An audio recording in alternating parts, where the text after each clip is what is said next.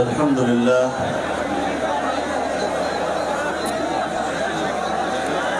الحمد لله وكفى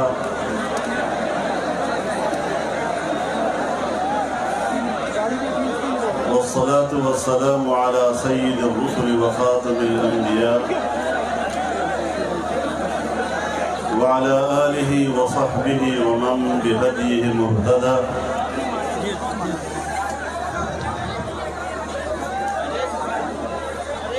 أما بعد فأعوذ بالله من الشيطان الرجيم. بسم الله الرحمن الرحيم.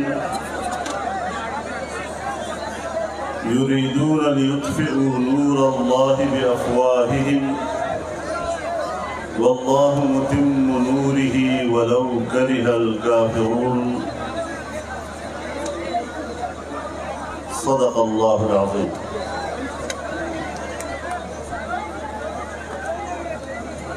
میرے مجلس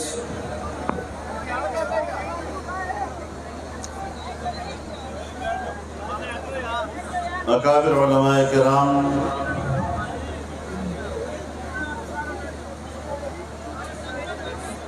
بزرگان ملت،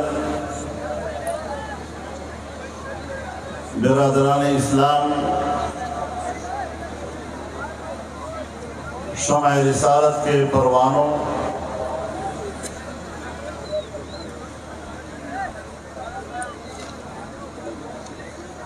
عقیدہ ختم نبوت کے جانثاروں،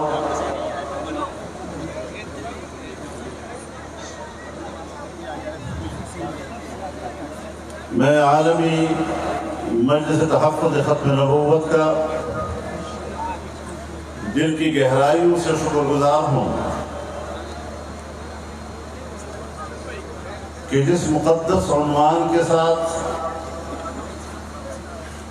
انہوں نے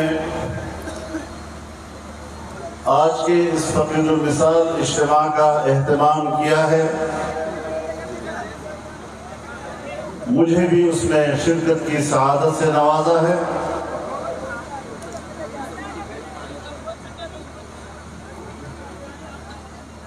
اور ہم سب انتہائی قدر کی نگاہ سے دیکھتے ہیں ان کی جدوجہد کو، اور یہ کہ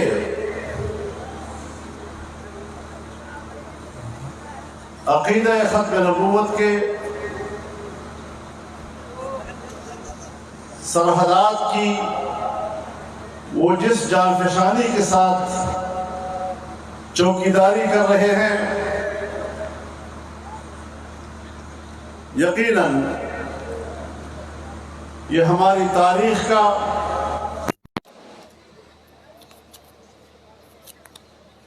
ایک ناقابل فراموش حصہ ہے، اور اس حوالے سے عالمی مجلس کی کردار کو بھلایا نہیں جا سکتا۔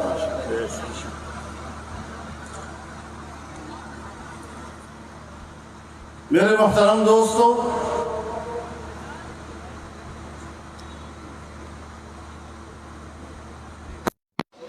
مجھے ویسے بھی جب میں آج کا دن دیکھتا ہوں تو جلسہ تو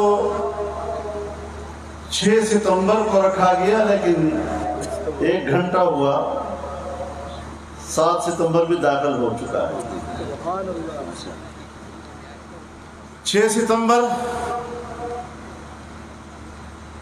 پاکستان کی جغرافیائی سرحدات کے تحفظ کے حوالے سے یاد کیا جاتا ہے، اور 7 ستمبر پاکستان کی نظریاتی سرحدات کے تحفظ کے حوالے سے یاد کیا جاتا ہے۔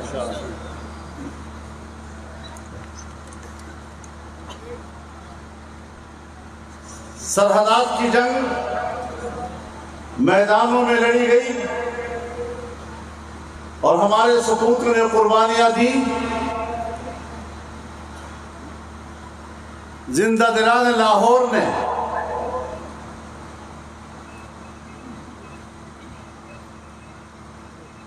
لاٹھیوں کے ساتھ اٹھ کھڑے ہو کر میدان میں نکلے اور 7 ستمبر کو جو جنگ لڑی گئی وہ پارلیمنٹ کے میدان میں تھی۔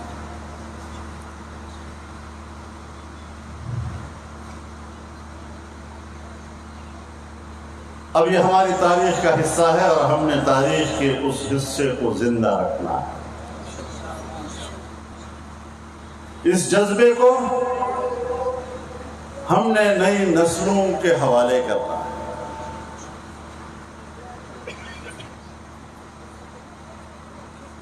میرے محترم دوستو،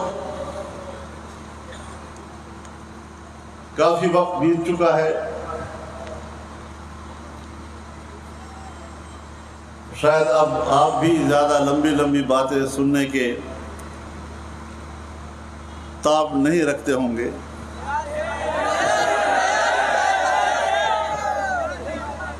یا شاید میں بولنے کی تاب نہ رکھوں۔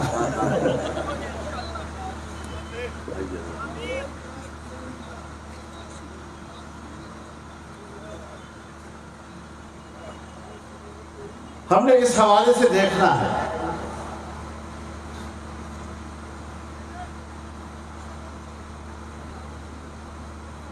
کہ اللہ رب العزت نے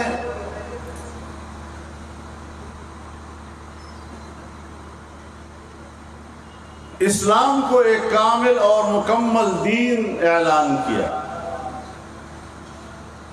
اليوم اکملت لکم دینکم واتممت علیکم نعمتی۔ ہمارے اکابر اور اساتذہ اکمال دین کو تعبیر کرتے ہیں دین کے احکام اور دین کے تعلیمات پر۔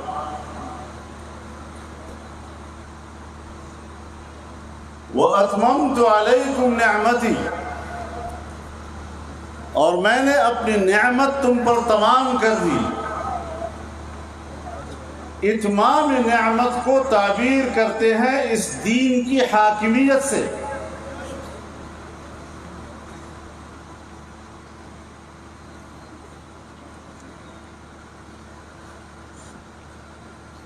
اب ظاہر ہے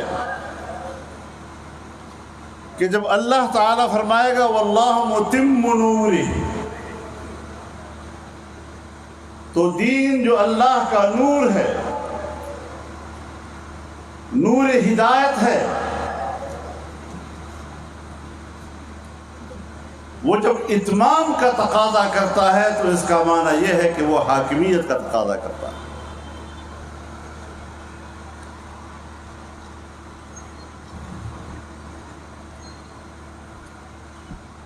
یہاں میں اپنے بھائیوں سے سنتا ہوں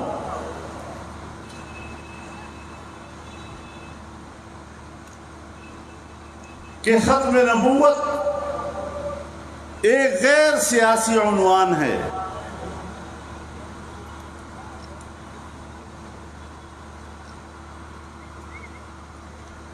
اب اس غیر سیاسی عنوان کے حدود کیا ہیں؟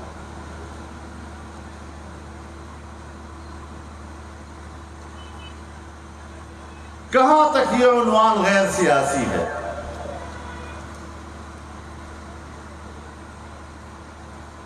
وَلَكِنْ رسول اللہ وخاتم النبیین، اب رسول اللہ صلی اللہ علیہ وسلم جب خود فرماتے ہیں انا خاتم النبیین، تو اس خاتم النبیین کی وہ خود معنی بھی کرتے ہیں وَلَا نَبِيَّ بَعْدِي۔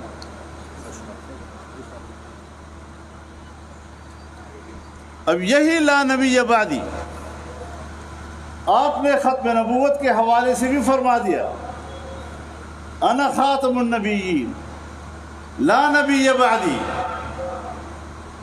اور یہی الفاظ آپ نے ارشاد فرمائے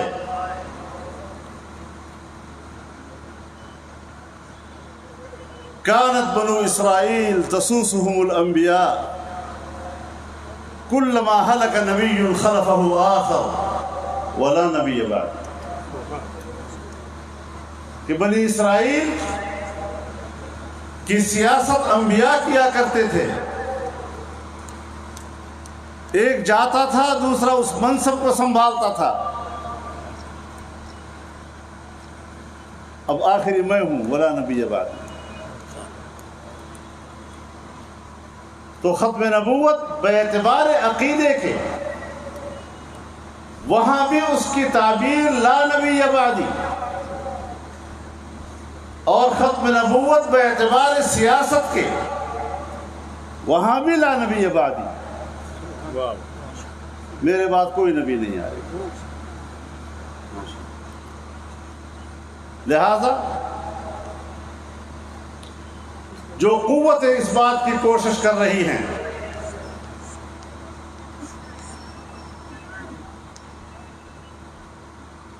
کہ وہ کسی اور کو آج کے زمانے میں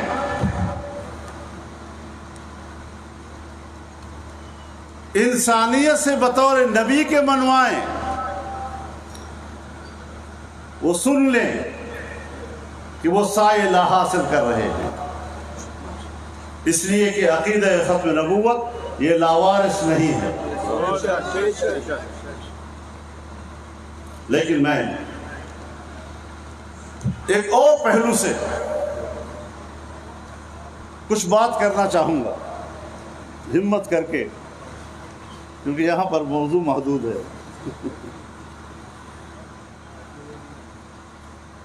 کہ سارا دباؤ پاکستان پر کیوں؟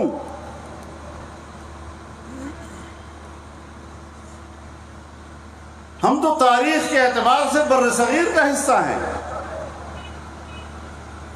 اسی بر صغیر کا حصہ ہندوستان بھی ہے، بنگلہ دیش بھی ہے، اور اسی بر صغیر کا حصہ پاکستان بھی ہے۔ ہمارے پڑوس میں افغانستان بھی ہے، ہمارے پڑوس میں ایران بھی ہے، اس کے علاوہ بھی اسلامی دنیا ہے، لیکن ایک پاکستان کے اوپر دباؤ کیوں؟ صرف پاکستان کو نشانہ کیوں بنایا جا رہا ہے؟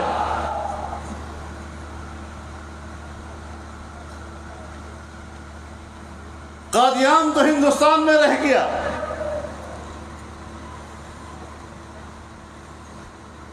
اس مرکز کے حوالے سے تو وہاں کوئی پریشر نہیں، لیکن ایک پاکستان کو نشانہ بنایا جا رہا ہے۔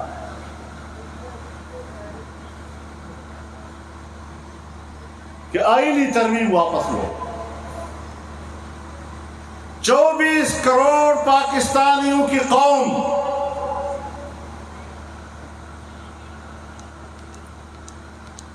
وہ تو آئین میں اپنی ترمیم واپس لیں، لیکن چند افراد پر مشتمل ایک چھوٹا سا ٹولہ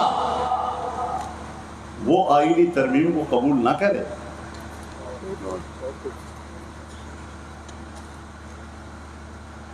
کیا دباؤ ڈالا گا؟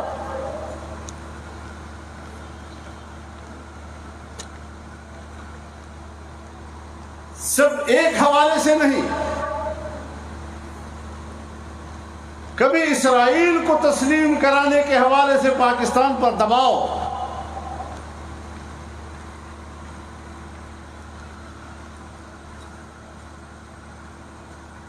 تمام چینلز پر گزشتہ حکومت میں بڑے بڑے بڈھے دانشور وہ آ کر اپنے فلسفے جھاڑتے تھے،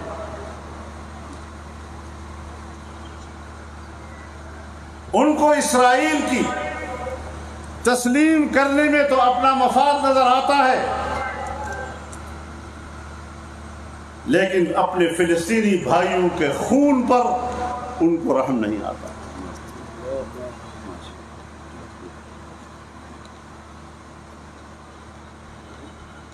نسل در نسل فلسطینی کٹ رہے ہیں، ان کی سرزمین پر قبضہ ہے، بیت المقدس ان کے قبضے میں ہے، قبلہ اول پر یہودی قابض ہیں، مسلمانوں کے دلوں سے اس کی اہمیت کو نکالا جا رہا ہے اور اسرائیل کو تسلیم کرنا بہت ضروری ہے۔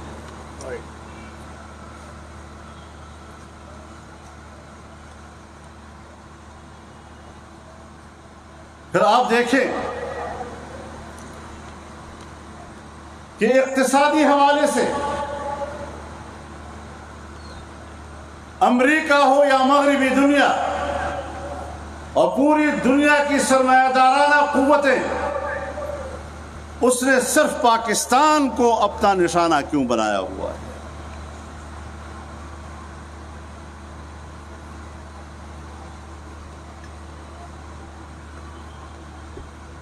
نہ انڈیا کی معیشت پر یہ دباؤ، نہ بنگلہ دیش کی معیشت پر یہ دباؤ، نہ افغانستان کی معیشت پر یہ دباؤ، حالانکہ وہ 20 سالہ جنگ سے گزرے ہیں، نہ ایران کی معیشت پر یہ دباؤ جو دن رات امریکہ مرد آباد کی باتیں کرتے ہیں۔ ایک پاکستان کے اوپر یہ دباؤ کیوں رکھا جا رہا ہے؟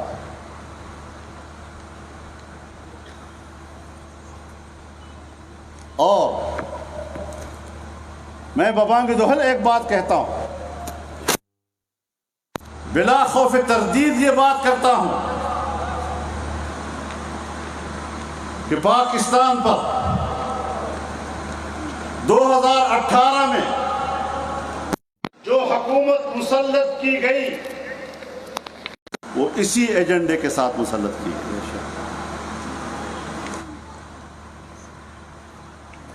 اسی ایجنڈے کے ساتھ۔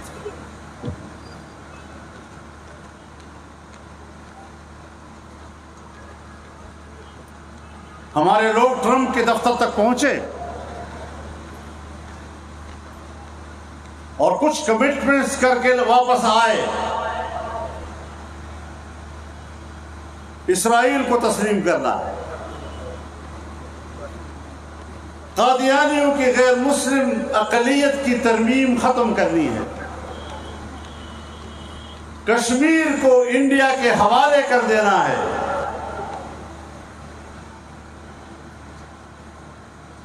جس طرح فلسطین کو اسرائیلیوں کے حوالے کیا۔ اس ایجنڈے کے تحت ایک حکومت اس ملک پر مسلط کی گئی اور میں 2012 سے ایک بات کہہ رہا ہوں اور ایک لمحے کے لیے میرے موقف میں جھول نہیں آیا۔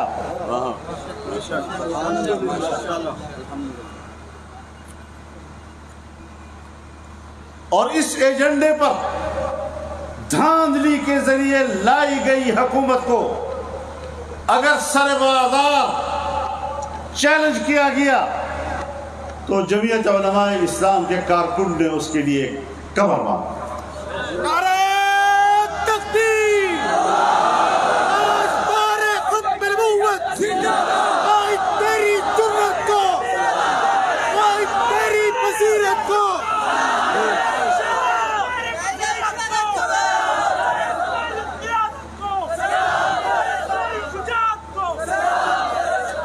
صاف بات ہے کہ پہلے ملک کے اندر سیاسی عدم استحکام لاؤ،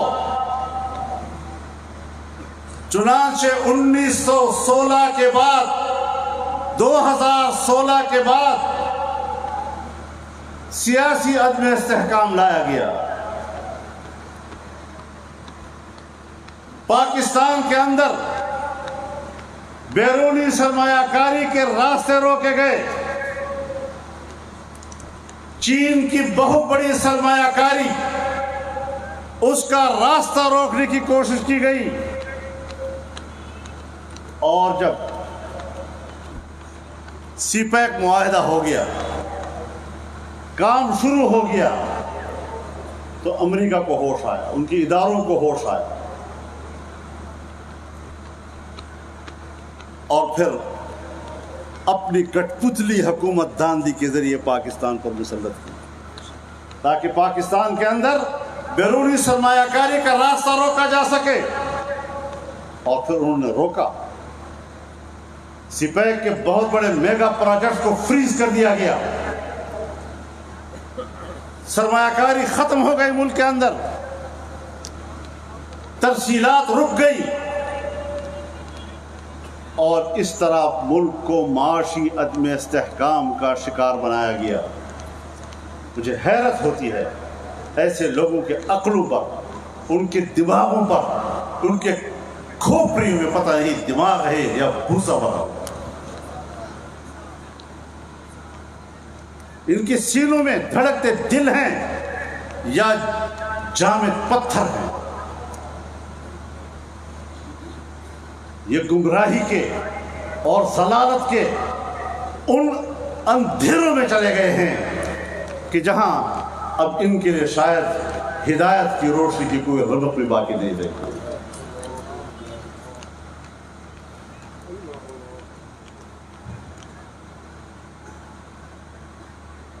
لیکن ایک بات بتا دوں آپ کو، ہر آدمی کے ذہن میں ایک سوال تو ہوتا ہے۔ ہمارے ہاں تو ایک رواج پڑ گیا، ایک دن آپ کی حکومت آئے، ہم نے صوبہ خیبر پختونخوا میں بلدیاتی الیکشن کے پہلے مرحلے میں اکثریت حاصل کر دی،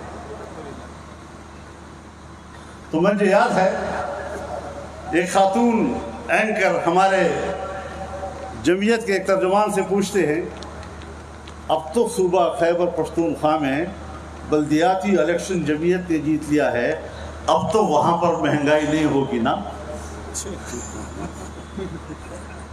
اس نے کہا اللہ کی بندی، بلدیاتی الیکشن پالیسیوں کو فیصلہ نہیں کیا کرتے، کچھ عقل سے کام لو۔ اس قسم کی چیزیں اس لیول پر کی جاتی ہیں تو پھر عام آدمی کیا سوچے گا؟ چنانچہ میں آپ کو اپنا ایک لفظ یاد دلانا چاہتا ہوں۔ جب میں نے عمران خان کی حکومت کے خاتمے سے پہلے کئی جلسوں میں کہا تھا کہ اس نے ہمیں دلدل کی طرف دھکیلا ہے، اور میں نہیں دیکھ رہا کہ آنے والی کوئی حکومت ملک کو اس معاشی دلدل سے نکال سکے گی۔ ہم نے حق ادا کیا ہے، باقی جنگ ہم نے اپنے حجم کے مطابق لڑ دی۔ جتنا تمہارا ووٹ ہو سی اتنا تمہارا کردار ہو۔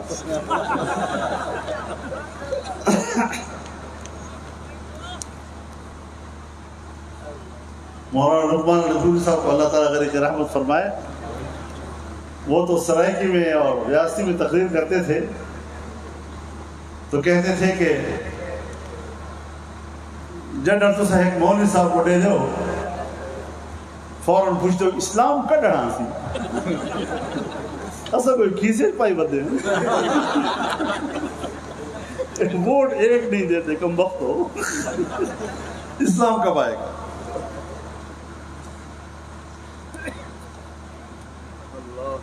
تو اپنے حجم کے مطابق اور اپنے بساط کے مطابق ایک جنگ لڑی، لیکن ملک کو یکجہتی کی بھی ضرورت ہے۔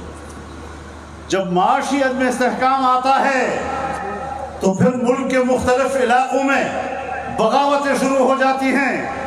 ہم نے وہ یکجہتی برقرار رکھنا چاہیے تاکہ ریاست میں بغاوتیں نہ اٹھے۔ لیکن میں نے اس دن بھی یہاں ایک بہت بڑے اجلاس میں کہا کہ دلدل کا لفظ جانتے ہو؟ دلدل اس کو کہتے ہیں کہ جس سے آدمی نکلنے کی کوشش کرتا ہے لیکن دھستا چلا جاتا ہے۔ انہوں نے ایسے دلدل کی طرف پاکستان کو دھکیلا، اور اب شور و غوغا کا مقصد صرف یہ ہے کہ دنیا کو پیغام دیا جائے کہ پاکستان میں استحکام نہیں ہے، اور جو اپنے آپ کو بڑا کہتے ہیں جی کہ ہم تو دیانتدار لوگ ہیں، بڑے پاک دامن لوگ ہیں، تو ان ایمانداروں کو چین نے بھی ہاتھ روکے ہوئے ہیں، سعودی عرب نے بھی ہاتھ روکے ہوئے ہیں، امارات نے بھی ہاتھ روکے ہوئے ہیں، پاکستان کے تمام دوست ممالک نے ہاتھ روکے ہوئے ہیں کہ اگر وہی ایماندار دوبارہ آتے ہیں تو ہم پاکستان میں پیسہ ضائع کرنے کے لیے تیار ہیں۔ کہاں گئی بات؟ تو اس حوالے سے بھی ہم نے سوچنا ہے یا نہیں سوچنا؟ ہم جو پاکستان میں مسلح جنگ نہیں چاہتے، اسی لیے کہ مسلح جنگ سے فائدہ کوئی اور اٹھائے گا، عنوان ہمارا ہوگا، اور عدم استحکام پاکستان میں پیدا کر کے پاکستان کو ٹکڑے ٹکڑے کرنا چاہیں گے۔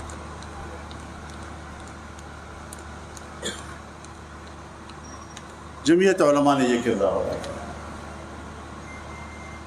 اپنے بساط کے مطابق جنگ لڑی، لیکن جب سب دوستوں نے کہا کہ ادھر جانا ہے تو ہم نے کہا چلو۔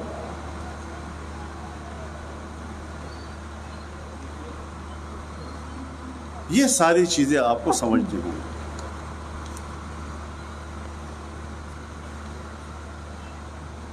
ابھی انڈیا میں سپریم کورٹ نے، انڈیا کی سپریم کورٹ نے کشمیر کے حوالے سے مودی حکومت کے فیصلے کو کالعدم قرار دے دیا ہے۔ تو ہمارے فاٹا کا فیصلہ کب ہوگا؟ وہ بھی تو سپریم کورٹ میں کیس پڑا ہوا ہے ہمارے۔ فاٹا تو نہ فاٹا رہا نہ سیٹل رہا، نہ ایوں میں نہ شیوں میں۔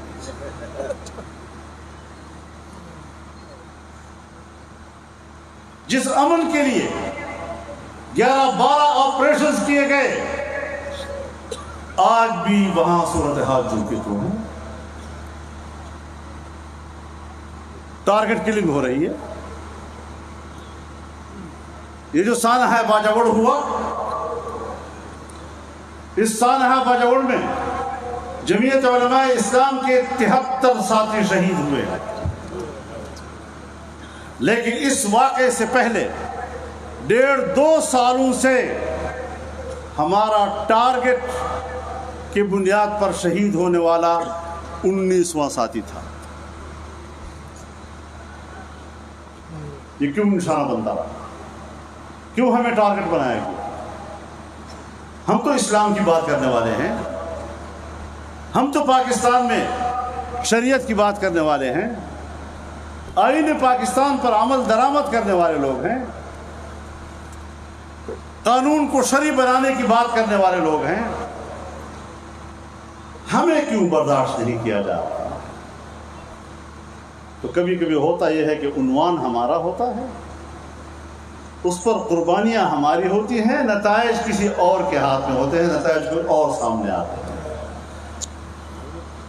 تو یہ جو نتیجہ ہے یہ اصل چیز ہے۔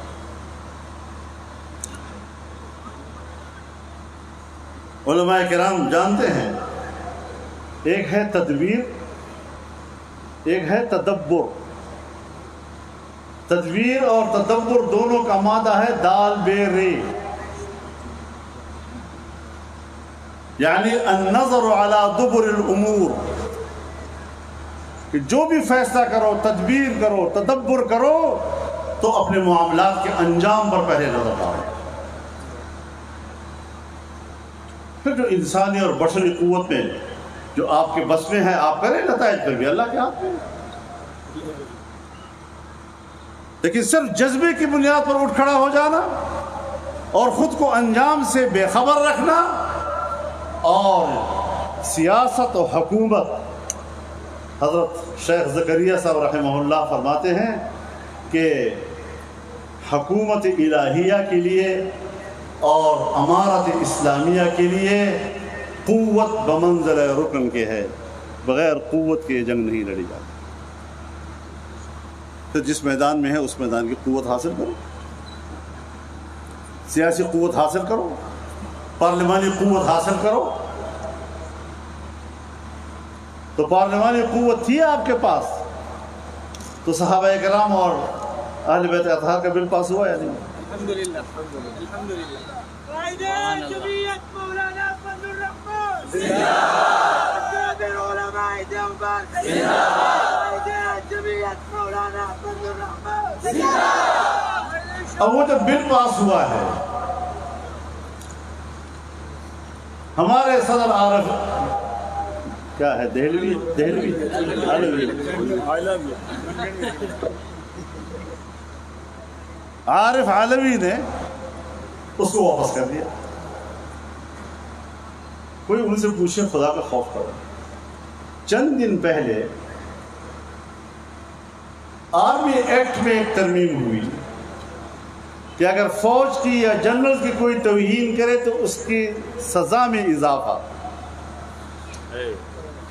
تو اگر ہماری فوج اور جنرل کی توہین پر سزا میں اضافہ قبول ہو سکتا ہے تو صحابہ کرام اور اہل بیت اطہار کی توہین پر سزاؤں میں اضافہ قبول نہیں کیا جا سکتا. یہ ہے ان کا ریاست مدینہ.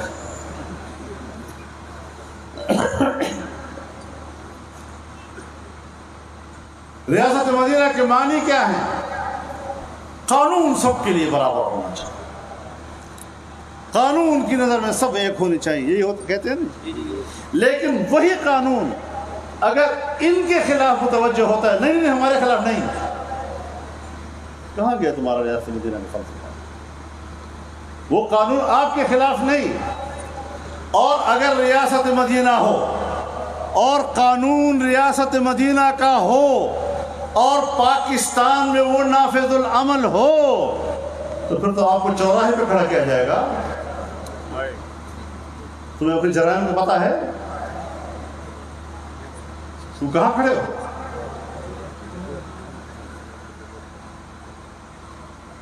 یہ ساری چیزیں ہمیں سمجھنے کی ہے کہ پاکستان کو دباؤ میں کیوں رکھا جا رہا ہے. عالمی قوتیں کیوں پاکستان کو دباؤ میں رکھتی ہیں, چاہے معاشی حوالے سے ہو, چاہے سیاسی حوالے سے ہو, چاہے ختم نبوت کے عقیدے کے حوالے سے ہو, چاہے قادیانیت کے حوالے سے ہو, چاہے اسرائیل کے حوالے سے ہو, چاہے فاٹا انضمام کے حوالے سے ہو. کیوں ایک پاکستان کو نشانہ بنایا گیا ہے اور ایک پاکستان کو مسلسل دباؤ میں رکھا جا رہا ہے؟ تو میرے دوستو, یہ جنگ ایک دن کی نہیں ہے کہ ایک دن نعرے لگا لیے اور جنگ ختم ہو گئی. اس جنگ کو جاری رکھنا ہے اگر ملک کو بچانا ہے تو. یہ پاکستان ہمارا وطن ہے. حب الوطن من الایمان. اپنے وطن کے ساتھ محبت اور اپنے وطن کے لیے قربان ہونا, یہ ہر پاکستانی کا جذبہ ہونا چاہیے. اور اس حوالے سے ہم نے آگے بڑھنا ہے. اور انشاءاللہ ہم نے اسرائیل کو تسلیم کرانے کا ایجنڈا بھی ناکام کرایا ہے, اور انشاءاللہ العزیز قادیانیوں کے حوالے سے آئینی ترمیم کا مسئلہ بھی انشاءاللہ ان کے منصوبے کو ہم ناکام بنائیں گے. اور پاکستان کو ایک مضبوط معاشی وطن بنانے کی ضرورت ہے. دوبارہ امتحانات میں اپنے آپ کو مت ڈالیے, دوبارہ آزمائشوں کی طرف مت جائیے, سیدھا راستہ اختیار کر کے پاکستان کو محب وطن لوگوں کے حوالے کیجیے. وآخر دعوانا ان الحمدللہ رب العالمین.